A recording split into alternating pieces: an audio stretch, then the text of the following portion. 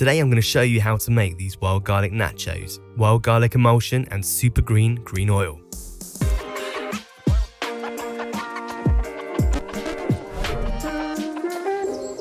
Hey guys, welcome back.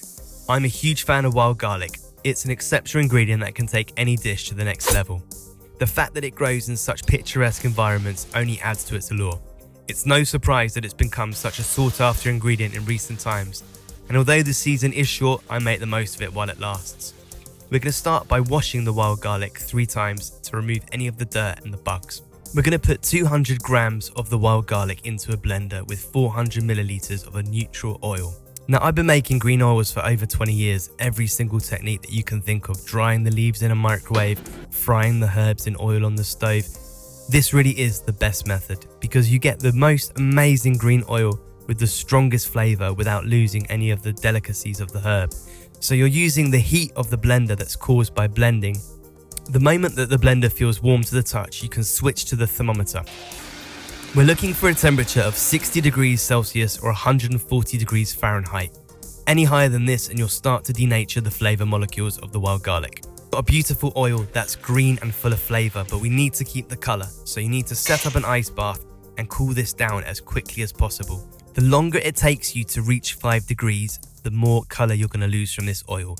We want this to be a beautiful, bright green aesthetic oil, so it's imperative that you get it down quickly. Oil is amazing. You can use it for so much, marinating meat and fish. You can use it for dressings and vinaigrettes. And as we're going to do, we're going to make an emulsion. So what you're going to do is once you hit 5 degrees, you're going to take this wild garlic oil and you're going to filter out all the solids that remain. I'm passing it through a kitchen towel in a colander into a bowl. So just let that drip through slowly.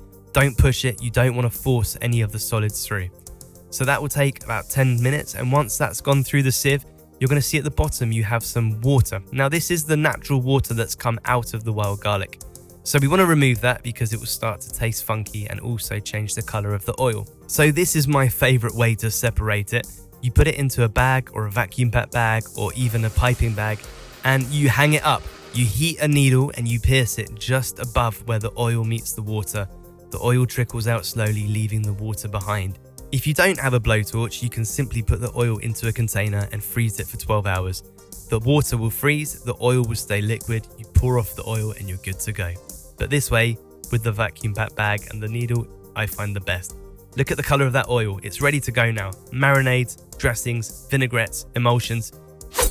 So we're going to start by making a wild garlic emulsion. We're going to use an egg yolk as our emulsifying agent. The lesser thin in the egg yolk brings it all together. So what we do is the egg yolk goes into a bowl. We're going to add about 50 milliliters of apple cider vinegar. We're going to add 5 grams of salt and we're going to start to whisk it. We're going to start to add the wild garlic oil slowly, causing an emulsion. Now the key is slow and steady. You want to incorporate 200 milliliters of this wild garlic oil into that egg yolk.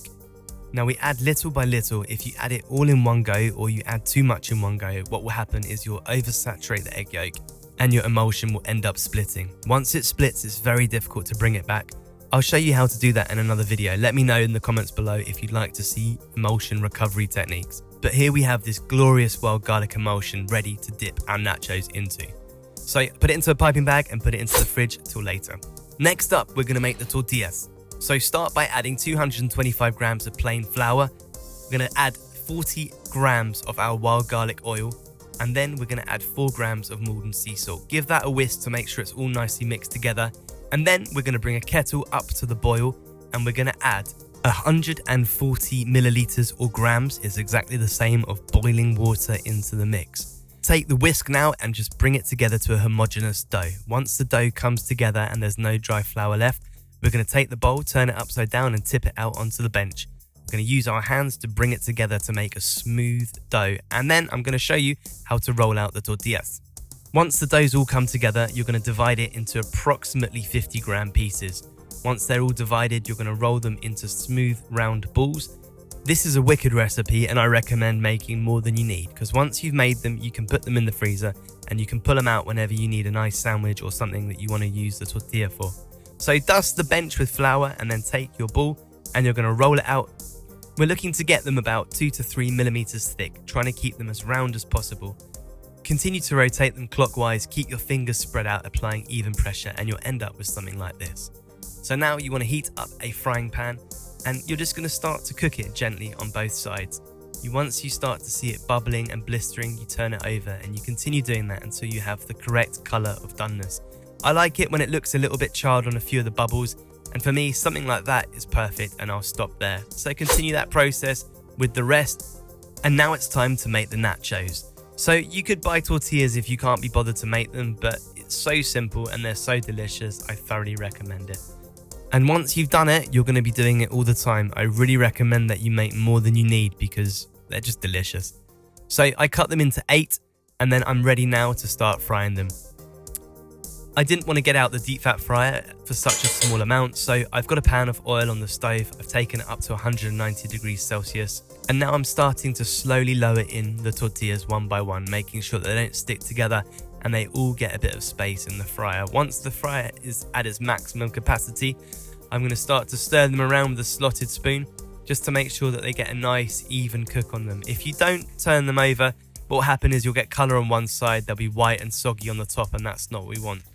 It's really important that you don't overfill your fryer, because if you put too much in, the temperature will drop too much, and instead of them getting crispy, they'll just absorb all that oil and become really soggy and greasy and not very pleasant to eat. So it's better to do it in small batches rather than do everything all in one go, and you end up with something that's delicious and perfect. So when you do something like frying, it's really important that you set up everything before you start. Make sure you have your tray ready with a piece of paper on to drain them. Make sure you have your spoon ready that you can stir them with, because when you're frying, you don't want to leave the pan of oil alone, unattended. So once you finish frying, you just put the oil to the side, you let it cool down, and then you filter it like we filtered the wild garlic in the beginning. Put it into a bottle and you can reuse it at least 3 or 4 times as long as the oil's not dirty. So look at these nachos, they are the perfect colour. They're ready to be drained now. So I lift them out and I'm going to put them onto a tray lined with kitchen paper on a wire rack to allow them to cool quickly. So we had that prepared, so we're ready to go. So once you've taken them out and all the oil's been absorbed by the kitchen paper, the last little touch to finish these off is to season them with salt. Use a really good quality sea salt. I love Maldon salt, as you know. Everything tastes delicious.